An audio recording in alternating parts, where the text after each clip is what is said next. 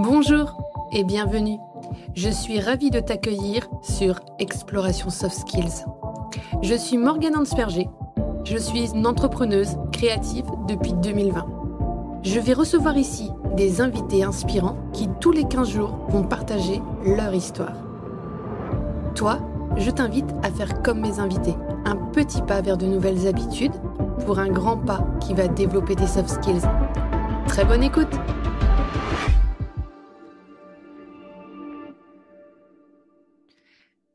Bonjour, je suis absolument ravie aujourd'hui de vous présenter Thomas Hubert avec qui on va parler formation, formation de formateur et neuropédagogie.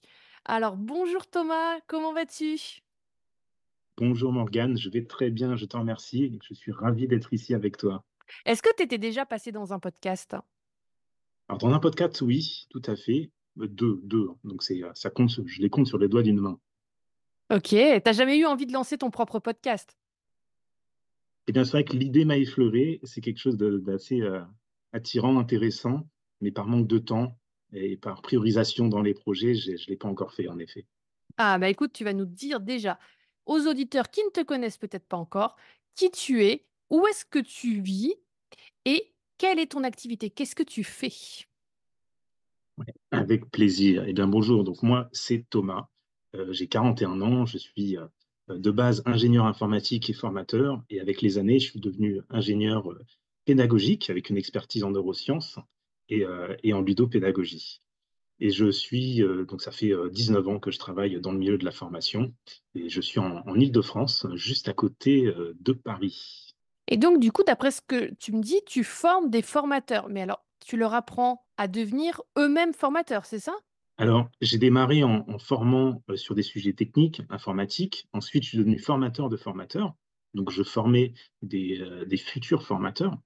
Et aujourd'hui, je forme non pas en tant que formateur de formateurs, mais plus précisément sur la création de formations. Donc, on est vraiment sur de l'ingénierie pédagogique. Et je forme également sur la neuropédagogie. Donc, en fait, ce sont des personnes qui viennent à toi pour que eux-mêmes puissent construire et bâtir leur propre formation avec des outils technologiques, c'est ça? Exactement. Donc, ce sont des formateurs qui ont un minimum une première expérience, ou bien même des formateurs expérimentés, qui veulent aller un petit peu plus loin dans la construction du parcours pédagogique, voire digitaliser leur formation, qui est un sujet vraiment du moment, hein, dont on parlera tout à l'heure.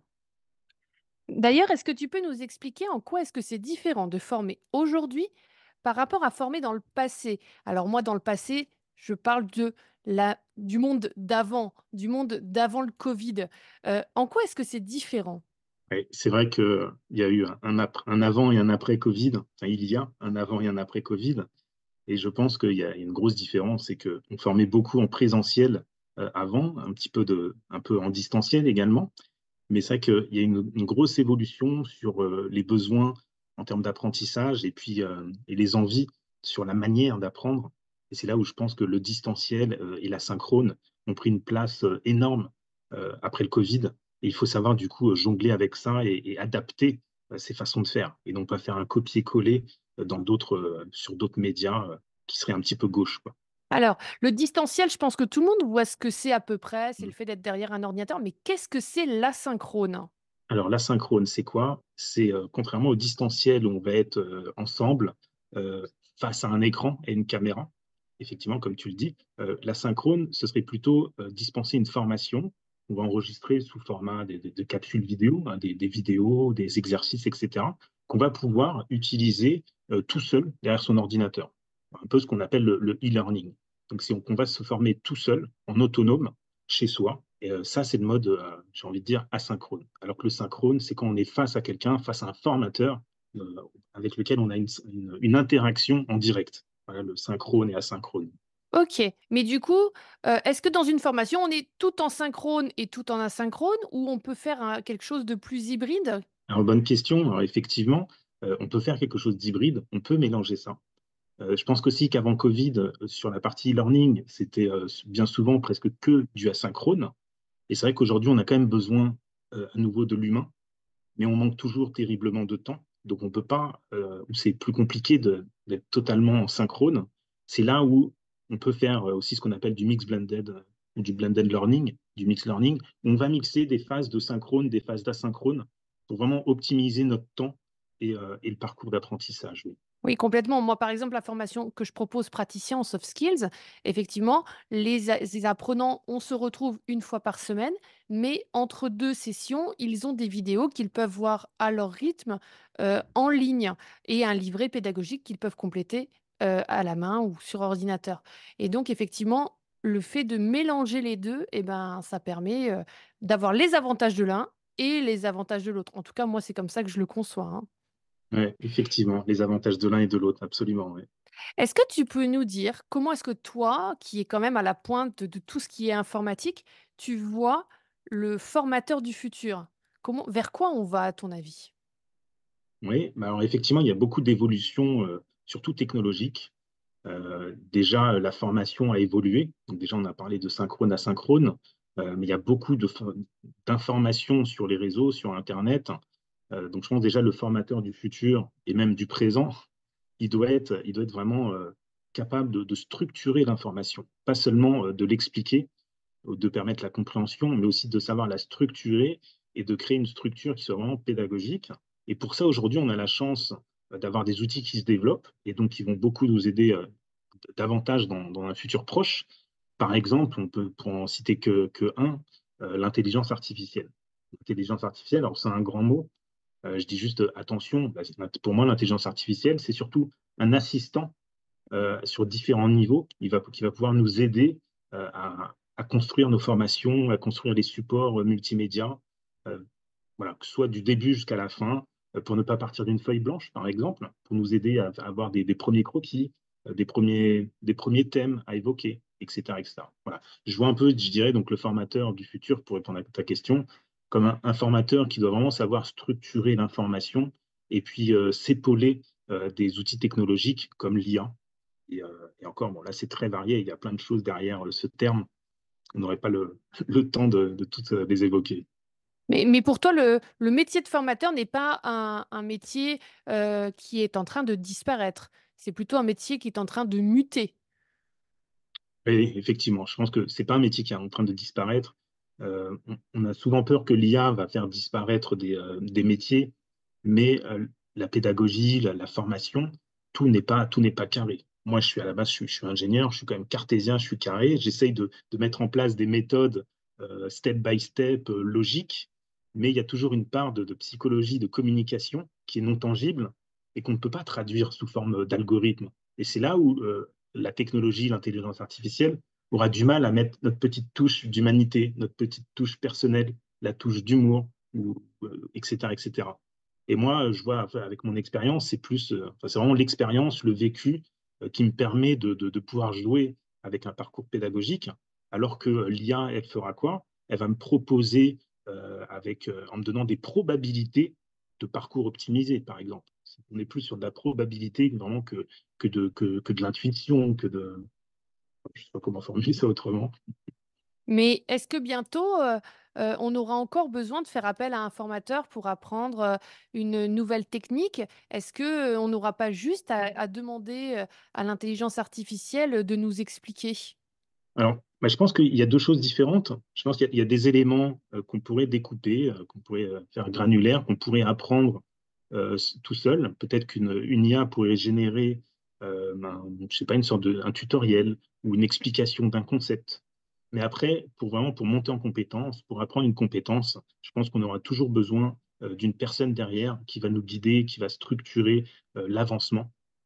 Alors que donc apprendre juste, un savoir, hein, connaître la théorie ou connaître, des petits principes, effectivement l'IA pourrait devancer le formateur. Mais c'est là où justement, et je pense que c'est comme internet, comme, les bibliothèques, Wikipédia ou autres, c'est là où notre plus-value en tant qu'être humain, ce serait non pas d'avoir l'information, mais de savoir la traiter et bien l'utiliser. Complètement et puis je pense qu'on va aussi vers, l'apprentissage tout au long de la vie.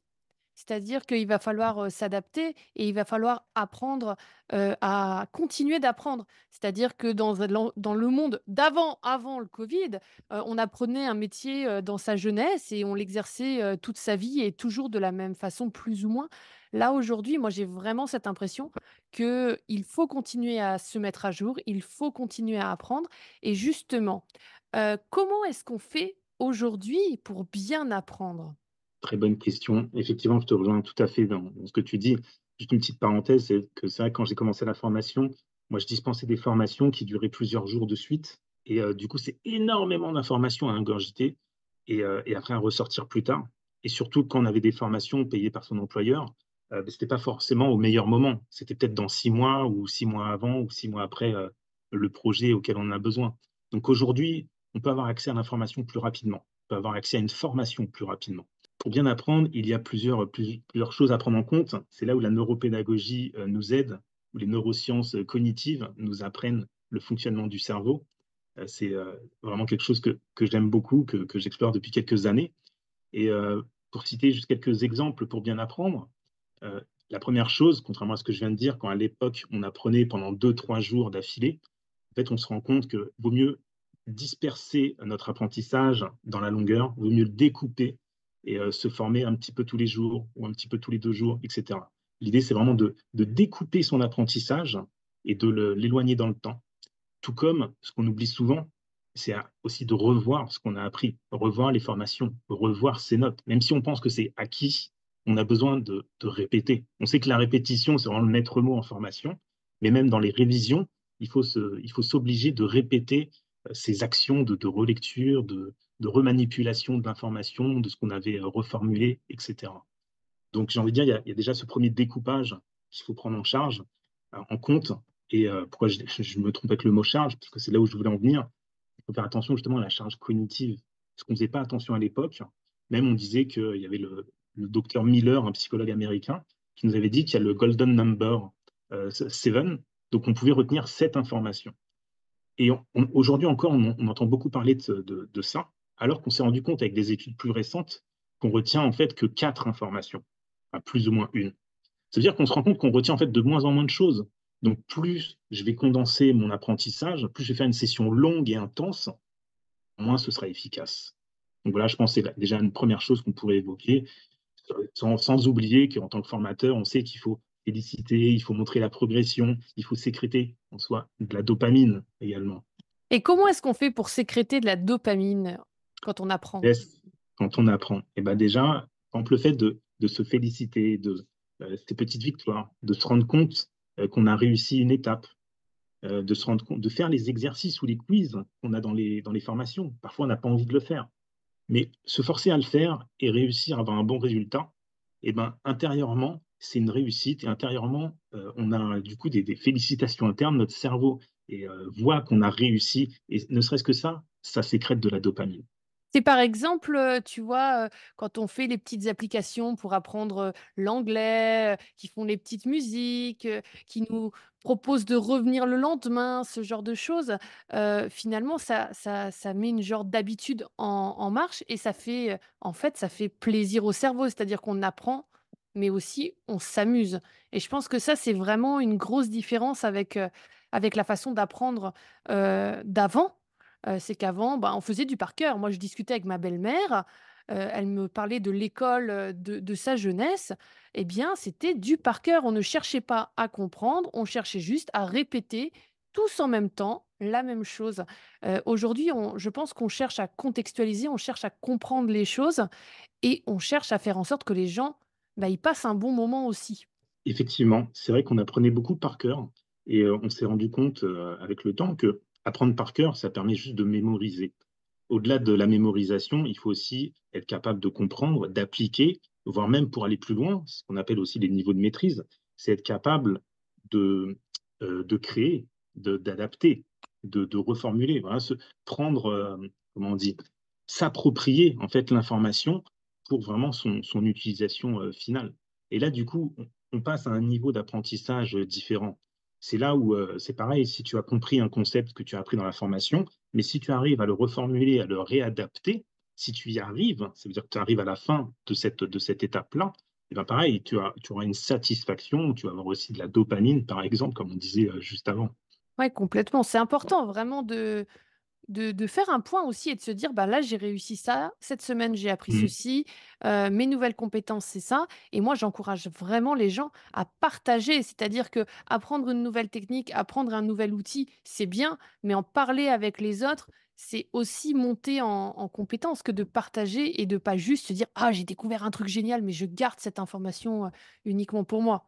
C'est monter aussi en compétence, dans notre maîtrise du sujet. Est-ce que tu peux nous parler des soft skills que l'on doit posséder ou bien développer lorsque l'on est un formateur? Absolument. Eh bien, pour en citer quelques-unes, par exemple, pour être un bon formateur, moi, je dirais que j'ai appris ça, j'ai découvert ça sur le tas, avec le temps, et beh, c'est d'avoir une bonne organisation, de savoir être organisé. L'organisation, c'est vraiment important, pour soi, pour son travail. Souvent, les formateurs sont indépendants, travaillent à leur compte, mais aussi, ça veut dire qu'on va être capable d'organiser l'information, d'organiser le parcours pédagogique qu'on va mettre en place pour nos stagiaires. Donc je pense que c'est vraiment un gros point important. Et puis aussi par rapport à l'évolution, on a évoqué tout à l'heure, on a de plus en plus d'informations. Donc aujourd'hui, il faut savoir aussi organiser l'information qu'on possède à travers nos expériences, ce qu'on va collecter à droite à gauche, ce qu'on va lire, etc. Donc voilà, je pense que l'organisation, déjà, c'est une première soft skill vraiment importante à développer pour être un bon formateur. Dans ce que tu dis, j'entends aussi qu'il faut être capable de se mettre à la place de l'autre. Tu vois, tu disais se mettre à la place de l'apprenant. Il faut être capable de presque jouer un rôle dans sa tête, quoi. D'être à la fois le formateur et la personne formée, c'est ça? Effectivement, donc ça veut dire que c'est une forme d'empathie. Il faut être à l'écoute et c'est une forme aussi vraiment d'adaptabilité. Je pense que c'est vraiment une soft skills importante pour le formateur d'aujourd'hui et de demain, savoir être adaptable.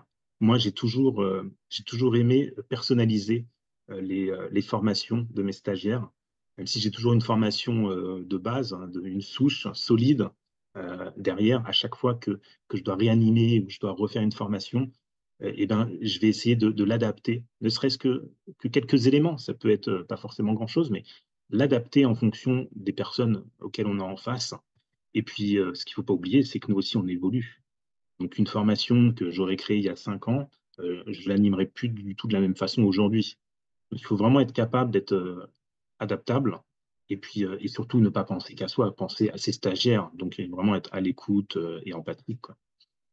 Oui et puis on dans une salle de formation, il peut se passer plein de choses. Il peut y avoir un outil qui tombe en panne, Mmh. moi je pense avec mes captations graphiques, et ben, justement le mur qui est pas adapté, le matériel qui ne fonctionne plus, et puis même un apprenant qui pourrait poser une question, qu'on n'a pas, tout à fait anticipée. Donc c'est vrai que l'adaptabilité, c'est la soft skills à développer. Comment est-ce que toi tu, développes ton adaptabilité justement, en formation? Alors, c'est une bonne question. Ah, il y a plusieurs choses. Déjà, c'est vrai que j'aime bien me créer ce que j'appelle des neuro-checklists, des choses à ne pas oublier. Par exemple, je sais que si, non, par exemple, j'ai des exercices pour une formation que je vais faire. J'ai toujours, par exemple, 1 ou 2 exercices optionnels en plus. Comme ça, si jamais, on va plus vite que prévu, je m'adapte. Je vais pouvoir proposer d'autres activités. Si jamais, j'ai une panne sur, je sais pas, le vidéoprojecteur, bah, pareil, il faut que je sois en capacité de délivrer, ma formation et donc dans ma checklist, par exemple, bah, je vais me noter, est-ce que, je sais pas, est-ce que j'ai, mes slides sur une clé USB par exemple? Bon, maintenant, mais plus forcément sur une clé USB, mais, dans le cloud, je vais avoir, voilà, certains éléments, de rappel avant de démarrer, une intervention ou avant de créer, une conception de formation. Et donc ça, c'est un tu as une espèce de trame de démarrage et tu l'adaptes à chaque formation ou c'est toujours la même, neuro-checklist que tu utilises? Beh, c'est toujours la même neuro-checklist. Après, elle a quelques spécificités quand c'est du distanciel ou du présentiel, mais c'est toujours la même. Donc du coup, alors elle est découpée en plusieurs parties. Pour ma part, moi, je la découpe, une première partie, c'est l'avant-formation. J'ai une partie pour, le pendant la formation et j'ai une partie aussi pour la clôture de la formation. Après, c'est un peu les phases classiques du formateur, mais la partie avant, c'est même avant que je sois face, à mes stagiaires, quoi. C'est vraiment la partie préparation de la formation et puis, après c'est vraiment la partie bilan parce que j'imagine que du coup, en fonction des retours qu'on te fait et ben, tu réajustes pour Oui, développer alors cette ça, soft skills adaptabilité, j'imagine? tout à fait, absolument. Mais c'est vrai que ça, du coup, je ne mets pas dans cette neuro-checklist, mais pendant une formation, peu importe la modalité, je prends toujours des notes et j'ai toujours un fichier que j'appelle notes d'évolution et même pour toutes les formations. Et comme ça, si j'ai pas le temps de mettre à jour tout de suite, voilà, dès que j'aurai le temps, j'aurai mes notes sur lesquelles on me dit, voilà, il y a ça sur lequel je peux m'adapter, il y a ça sur lequel il y a peut-être une variation à faire, etc., etc. OK. Il y a une dernière soft skills que tu m'avais donnée, en préparant, cette interview, pour le bon formateur, c'est la créativité. Yes, effectivement, créativité. C'est vraiment important, la créativité. Je pense pour pouvoir, déjà pour pouvoir adapter, ses parcours pédagogiques, pour adapter, ses formations ou ses exemples. C'est bien d'adapter à ses stagiaires et du coup, faut faire preuve aussi de créativité, que ce soit sur la construction d'une activité, la création d'un exercice, la création des slides. Pour varier un petit peu, il faut savoir varier, ne pas faire comme tout le monde. Parce qu'on peut très bien avoir suivi des formations ou avoir lu des livres récemment dans notre domaine. On ne va pas faire du copier-coller. On va aussi se l'approprier. Comme je parlais tout à l'heure des niveaux de maîtrise, il faut savoir aussi aller un peu plus loin, analyser et se l'approprier. Et pour ça, parfois, on a besoin de prendre du recul, de voir autrement, différemment, faire preuve de créativité. Je pense que c'est une soft skills importante, on ne pense pas forcément. Mm. Ouais, complètement et puis, vu qu'en face de toi, tu vas avoir un public varié et ben, ces Mm. humains-là vont avoir des façons d'apprendre qui vont être un peu différentes chacune. Donc il faut aussi que tu varies, toi, ce que tu leur donnes pour répondre à ces différentes, façons d'apprendre et ces différents cerveaux. Parce que moi, je dis souvent qu'il faut faire plaisir à son cerveau pour Mm. bien apprendre, mais Yes. effectivement, chaque cerveau a des trucs différents qui lui font plaisir, hein. Ouais, absolument, absolument.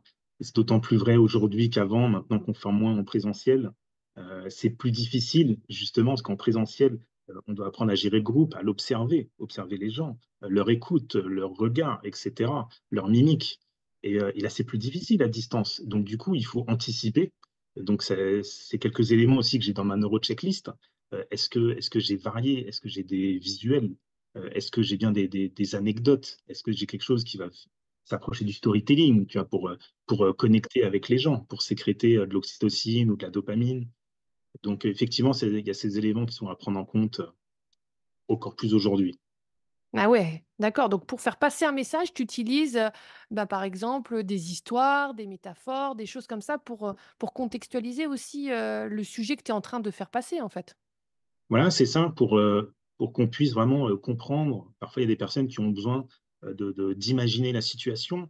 Il y a des personnes qui vont avoir besoin de lire les mots-clés, des personnes qui vont avoir besoin qu'on répète l'information à retenir. Voilà, il y a différents profils, on est différents, comme tu disais. Donc, du coup, il faut anticiper et de jouer la différence. Et je m'en sers en fait pour utiliser la répétition. En fait, je vais faire de la répétition. Je vais en profiter pour répéter de façon différente pour toucher les différentes personnes, quoi. Ouais, complètement. En fait, tu mets le message en plusieurs petites fois déjà dans le cerveau. Tu es déjà sur cette courbe de l'oubli, en fait, finalement, tu vois? Exact. L'info Mm. revient, plusieurs fois sous différentes formes et le cerveau va faire ces petites connexions, j'imagine, d'informations, quoi, dans les neurones. C'est ça, parce que je peux donner une information avec, je sais pas, avec mon expérience technique, par exemple, quand je travaille dans le domaine de l'informatique, ça va peut-être pas parler à tout le monde. Après, quand je vais peut-être donner le message clé de façon plus visuelle, en faisant un schéma, par exemple. Et là, du coup, il y a d'autres personnes qui vont connecter parce que l'informatique, ça leur parlait pas. Et après, quand je vais demander à une personne de reformuler, et le fait qu'elle aille chercher avec ses propres mots, du coup, qu'elle aille reconstruire l'information que je viens de donner, les autres vont aussi mentalement faire le même exercice et tout le monde va essayer de le faire à sa façon. Et du coup, ça va permettre de s'assurer ou presque que le message soit passé chez tout le monde, quoi. Ouais, formidable. Est-ce que tu as des outils que tu utilises et que tu as testés et approuvés et que tu aimerais nous partager aujourd'hui? Ouais, carrément. Alors, le problème, c'est que j'utilise et j'ai testé tellement d'outils, j'étais obligé de faire un choix. Alors, un premier outil que tout le monde connaît, j'ai envie de dire, c'est le mind mapping. Alors, moi, j'utilise MindMaster. Il en existe plein d'autres. Je ne dis pas que celui-là, il est meilleur qu'un autre. En tout cas, je parle vraiment, choisissez, prenez en main un outil de mind Mhm. mapping. Ça permet vraiment de faire jouer sa créativité quand on fait un brainstorming. Ça permet aussi d'organiser les informations, ses idées. Ça permet vraiment plein de choses. Et surtout que ça fait vraiment un parallèle avec notre cerveau. C'est que notre cerveau crée des liens, fait des associations, comme avec les neurones et ses synapses. On a besoin de relier les informations et le format mind map est très efficace pour ça. Et donc, c'est une bonne projection entre notre cerveau et ce qu'on veut mettre en place. Donc, c'est vraiment un outil que j'utilise, alors pas tout le temps, mais à différentes étapes dans mon travail. Donc, comme je disais, aussi bien en brainstorming, parfois même en tant que support de présentation, dans certains cas, plutôt dans mes formations en neuropédagogie, j'utilise le mind mapping. Voilà, par exemple, différents cas de figure. Donc, c'est Ouais, vraiment c'est un. vrai que pour préparer une prestation à l'oral, c'est extrêmement intéressant le mind mapping. Ça permet de ne pas se perdre. Ça permet aussi de travailler en mots-clés. Ça, c'est extrêmement important. Et d'ailleurs, Tony Buzan, quand il a créé le mind mapping, il s'est inspiré à la fois des structures du cerveau, mais aussi des structures de la nature, de l'arborescence de l'arbre, des branches, des sous-branches. C'est très naturel et organique, en fait, le mind mapping. Mais alors, toi, tu ne mind map qu'en numérique, ou il t'arrive de mind mapper aussi à la main? Alors, je le fais de temps en temps à la main, mais c'est vrai que beaucoup moins. Alors moi, j'ai toujours du papier, du stylo avec moi. Je peux pas m'en détacher. Vraiment, j'ai du mal. Donc, j'ai les deux. Mais pour le mind map, c'est vrai que j'ai plus tendance à prendre le logiciel que mon papier stylo pour le garder. C'est vrai que souvent, je griffonne sur mon papier ou parfois je fais des débuts de schéma, des débuts de mind map. Et après, pour aller plus loin, je prends d'office le logiciel. Ouais. Faut pas perdre l'idée, tu la notes sur papier, et puis après Mhm. tu mets ça dans un logiciel. Ok, merci beaucoup. Ben écoute, moi qui ne mind map que à la main ou alors vraiment comme toi en faisant des gribouillis, eh bien je vais tester ton logiciel informatique parce que j'ai pas encore trouvé moi le logiciel de mind mapping qui me convenait. Est-ce que tu as un autre outil pour travailler plutôt le côté adaptabilité, le côté résolution de problèmes? Absolument. Alors, j'ai un outil. Alors, le terme outil, c'est même réducteur. J'ai envie de parler de LXD. Donc, c'est quelque chose le terme est plutôt récent. J'ai envie de dire, là, moi-même, j'ai découvert le terme il n'y a pas longtemps, alors que j'utilisais ce qui est derrière. Alors, qu'est-ce que ça veut dire déjà, le LXD? C'est du learning et design thinking. Donc, l'idée, c'est d'utiliser la méthode du design thinking dans le domaine de la formation, de la conception de formation. Et donc, du coup, c'est quelque chose que j'utilise. Et le LXD, en fait, c'est du design thinking. Ça regroupe un certain nombre d'outils qu'on utilise dans différents cas de figure, que ce soit en marketing, que ce soit en vente, que ce soit pour créer des objets, hein, pour des architectes, des designers. Et je l'utilise aujourd'hui aujourd'hui depuis un moment, en fait, dans la conception de formation pour, euh, pour tester, pour tester rapidement. Donc, en termes d'adaptabilité, c'est vraiment pratique parce que c'est des outils qu'on peut utiliser de façon itérative, c'est-à-dire qu'on va réutiliser. On va faire des petites séquences de travail et puis on va pouvoir recommencer juste cette séquence s'il y a quelque chose à adapter, sans avoir à casser toute la chaîne ou à tout recommencer à zéro. Ça nous permet aussi d'être mieux organisés, en quelque sorte. Et ça nous permet D'accord. d'avoir des traces de ce qu'on fait, de nos idées, etc., au fur et à mesure. Et qu'est-ce que c'est exactement le design thinking pour toi? Alors, pour moi, en fait, c'est un peu, je dirais, avec ma déformation professionnelle, une sorte de méthode de gestion de projet. En fait, je vais découper en plusieurs étapes mon travail. Et chaque étape, bah, derrière, j'ai un outil, une forme de tableau. Ça peut être un SWOT, ça peut être une carte d'empathie au début pour mieux définir les besoins de mon stagiaire ou de mon avatar, comme on dit en marketing ou en design. Alors, en fait, c'est vraiment découper mon travail en plusieurs séquences. Et en face de chaque séquence, ben, en fait, je vais utiliser un outil, une méthode différente qui vont me permettre vraiment de bien travailler cette partie-là sans rien oublier et puis de revenir plus tard dessus éventuellement, mais en découpant les tâches. Moi, ce que j'aime bien en découpant les tâches, c'est que ça me permet aussi d'aller rechercher une information plus facilement. Par exemple, si je crée une formation, depuis l'audit jusqu'à la création de la formation, des exercices, je la dispense, j'ai des updates, j'ai des feedbacks, etc. Si à un moment donné, j'ai besoin de savoir euh, comment était la concurrence à ce moment-là, ou quel était mon type de client, ou pourquoi j'avais choisi ce type d'exercice, je vais pouvoir aller chercher l'information très rapidement, la réutiliser ou la mettre à jour. Ouais, trop bien. Bah, écoute, moi, je me suis formée il y a 1 an, au design thinking. Je connaissais pas le learning design thinking, mais je vais aller, fouiller, cette histoire-là. Moi, ce que je retiens de Ouais, cette formation que j'ai eue en design thinking, c'était qu'on était beaucoup centré sur l'utilisateur. Tu absolument. vois? Et ça, je trouvais ça très intéressant de vraiment, se concentrer sur la personne finale, et aller vraiment vers cette personne utilisatrice. On Mmh. pense souvent, tu sais, à la plage, le chemin qui a été tracé, par la voirie et puis le passage que tous les piétons, empruntent. Et finalement, moi, j'ai cette sensation-là qu'en design thinking, on va plutôt venir chercher à utiliser ce chemin-là pour répondre aux besoins le plus directement possible et le plus efficacement possible. Mais j'avoue, je n'ai pas encore assez creusé, cette méthodologie très, très riche et je pense que je ferai intervenir, une personne dans le podcast pour ne parler, que de ça parce que je pense qu'il y a vraiment beaucoup à dire, hein. Ouais, c'est vrai. Mais effectivement, je ne l'ai pas évoqué, mais tu fais bien de le souligner, hein. C'est quand même une démarche qui est vraiment axée sur l'expérience utilisateur. C'est-à-dire que l'utiliser dans le monde de la formation, ça va permettre vraiment de créer une formation qui est adaptée à tes stagiaires. Donc c'est ça aussi qui est intéressant. Hormis, donc là, j'ai fait le focus sur la partie itérative, le découpage, mais c'est vrai que l'axe principal, c'est quand même l'utilisateur final, quoi. Mmh.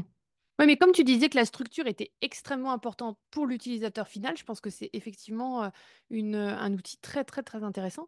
Est-ce que tu peux nous dire un petit peu, bah, quels sont tes prochains projets, ton actu du moment? Yes. Et ben, le LXD, par exemple, qu'on vient d'évoquer, je l'utilise et je l'enseigne maintenant. Alors, une partie, j'essaie d'épurer au maximum ce que j'enseigne, hein. Comme dit Saint-Exupéry, la perfection est atteinte non pas quand il n'y a plus rien à ajouter, mais quand il n'y a plus rien à enlever. Et du coup, mon actu du moment, c'est que je suis en train de recréer ma formation phare, que j'appelle sur la méthode Lune, qui permet de créer en fait une formation, de digitaliser des formations en ligne. Et j'utilise du coup le LXD, il y a une partie où j'en parle. Et donc, je recrée maintenant des petits groupes. Je fais des cohortes de tout petits groupes, de petite taille, de 4 personnes, pour être vraiment plus proche, euh, plus adaptable, pour reprendre ce qu'on a dit avant, Mmh. avec mes stagiaires. Et donc, je vais lancer des prochains groupes. Ce sera pour très prochainement, hein, ce sera sur le mois de mai. Le fait de prendre des tout petits groupes, c'est aussi d'individualiser, la proposition que tu fais et je pense qu'effectivement aujourd'hui, l'apprenant il a besoin de ça. C'est-à-dire que soit effectivement il consomme une information, de masse, il va sur YouTube ou autre, ou alors il veut vraiment être accompagné sur son projet à lui et là, moi ce que j'entends, c'est vraiment que là, chacun il arrive un petit peu avec sa formation à lui et il repart après ta méthode avec, bah, quelque chose qui est fonctionnel et qui tient la route et qui est commercialisable, j'imagine, hein? Effectivement, c'est vrai que moi, c'est plus qu'une formation. C'est au lieu d'apprendre à créer une formation, hein, il existe des formations de conception e-learning ou d'ingénierie ou ce genre de choses-là.